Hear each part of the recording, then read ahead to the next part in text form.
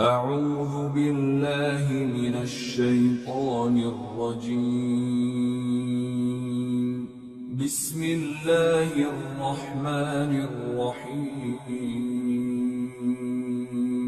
سورۃ یونس آیت نمبر 58۔ قل بفضل اللہ وبرحمتہ فبذلک فلیفرحوا هو خیر مما یجمعون۔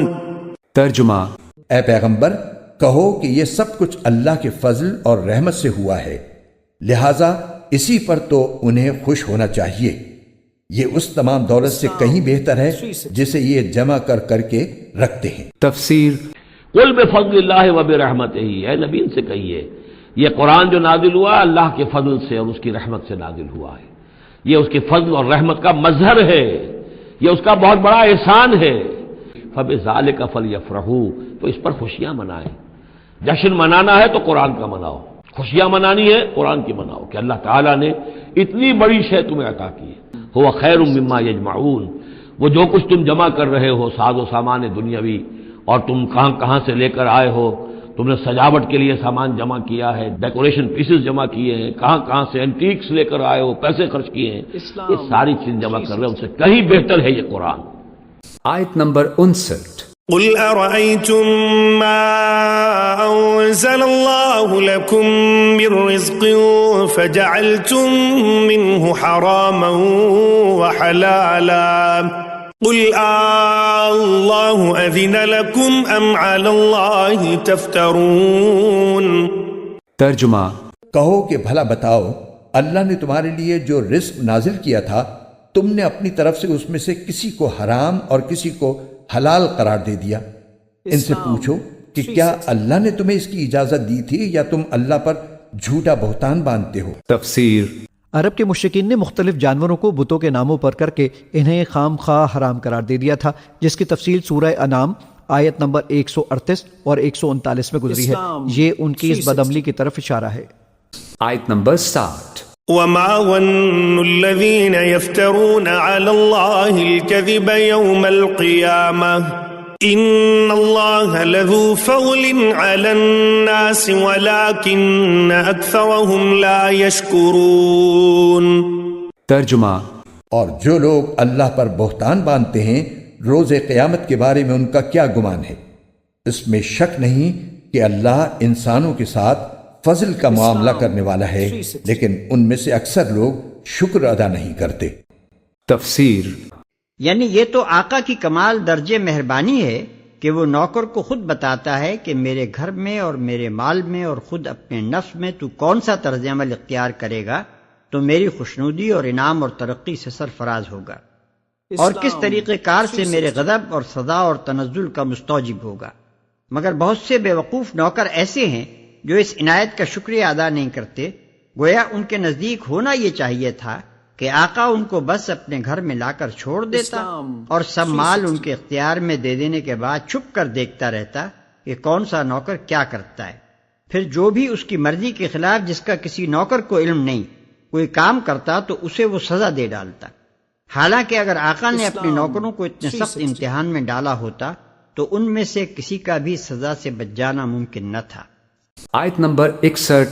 وما تكون في شأن وما تتلو منه من قرآن ولا تعملون من عمل إلا كنا عليكم شهودا إذ تفيضون فيه وما يعزب عن ربك من مثقال ذرة في الأرض ولا في السماء ولا أصغر من ذلك ولا أكبر إلا في كتاب مبين۔ ترجمہ: اے پیغمبر تم جس حالت میں بھی ہوتے ہو اور قرآن کا جو حصہ بھی تلاوت کرتے ہو، اور اے لوگو تم جو کام بھی کرتے ہو تو جس وقت تم اس کام میں مشغول ہوتے ہو ہم تمہیں دیکھتے رہتے ہیں، اور تمہارے رب سے کوئی ذرہ برابر چیز بھی پوشیدہ نہیں ہے، نہ زمین میں نہ آسمان میں، نہ اس سے چھوٹی نہ بڑی، مگر وہ ایک واضح کتاب میں درج ہے۔ تفسیر: یہاں اس بات کا ذکر کرنے سے مقصود نبی صلی اللہ علیہ وسلم کو تسکین دینا اور نبی کے مخالفین کو متنبع کرنا ہے۔ ایک طرف نبی سے ارشاد ہو رہا ہے کہ پیغام حق کی تبلیغ اور خلق اللہ کی اصلاح میں جس تندہی اور جانفشانی اور جس صبر و تحمل سے تم کام کر رہے ہو وہ ہماری نظر میں ہے۔ ایسا نہیں ہے کہ اس پرخطر کام پر معمور کر کے ہم نے تم کو تمہارے حال پر چھوڑ دیا ہو۔ جو کچھ تم کر رہے ہو وہ بھی ہم دیکھ رہے ہیں، اور جو کچھ تمہارے ساتھ ہو رہا ہے اس سے بھی ہم بے خبر نہیں۔ دوسری طرف نبی کے مخالفین کو آگاہ کیا جا رہا ہے کہ ایک داعی حق اور خیرخواہ خلق کی اصلاحی کوششوں میں روڑے اٹکا کر تم کہیں یہ نہ سمجھ لینا کہ کوئی تمہاری ان حرکتوں کو دیکھنے والا نہیں ہے اور کبھی تمہارے ان کرتوتوں کی باز پرس نہ ہوگی۔ خبردار رہو، وہ سب کچھ جو تم کر رہے ہو خدا کے دفتر میں ثبت ہو رہا ہے۔ آیت نمبر 62۔ ألا إن أولياء الله لا خوف عليهم ولا هم يحزنون۔ ترجمہ، یاد رکھو کہ جو اللہ کے دوست ہیں ان کو نہ کوئی خوف ہوگا نہ وہ غمگین ہوں گے۔ تفسیر۔ اللہ کے دوست کی تشریح اگلی آیت میں کر دی گئی ہے کہ یہ وہ لوگ ہیں جو ایمان اور تقوی کی صفات رکھتے ہوں۔ ان کے بارے میں یہ فرمایا گیا ہے کہ انہیں نہ آئندہ کوئی خوف ہوگا اور نہ ماضی کی کسی بات کا کوئی غم ہوگا۔ کہنے کو یہ مختصر سی بات ہے، لیکن دیکھا جائے تو یہ اتنی بڑی نعمت ہے کہ دنیا میں اس کا تصور ہی نہیں کیا جا سکتا، کیونکہ دنیا میں ہر انسان کو خواہ وہ کتنا خوشحال ہو ہر وقت مستقبل کا کوئی نہ کوئی خوف اور ماضی کا کوئی نہ کوئی رنج پریشان کرتا ہی رہتا ہے۔ یہ نعمت صرف جنت ہی میں حاصل ہوگی کہ انسان ہر طرح کے خوف اور صدمے سے بالکل آزاد ہو جائے گا۔ آیت نمبر 63۔ الذين آمنوا وكانوا يتقون۔ ترجمہ، یہ وہ لوگ ہیں جو ایمان لائے اور تقوی اختیار کیے رہے۔ تفسیر۔ اور یہ کون ہے اولیاء اللہ؟ اگلی آیت نے اس کی خود وضاحت کر دی، الذین آمنوا وکانوا یتقون۔ انسانوں میں کوئی علیحدہ قسم کے انسان نہیں ہے، وہی انسان کہ جو صاحب ایمان ہو اور تقوی کی روش اختیار کرے، اور وہ تقوی ہم پڑھ چکے ہیں، اذا اتقوا وآمنوا وعملوا الصالحات ثم اتقوا وآمنوا ثم اتقوا واحسنوا واللہ یحب المحسنین۔ یہ سورہ مائدہ کے اندر آیت آ چکی ہے۔ یہ تقوی جو ہے درجہ بدرجہ اہل ایمان کو اور اونچے سے اونچے مدارج کی طرف لے جاتا ہے۔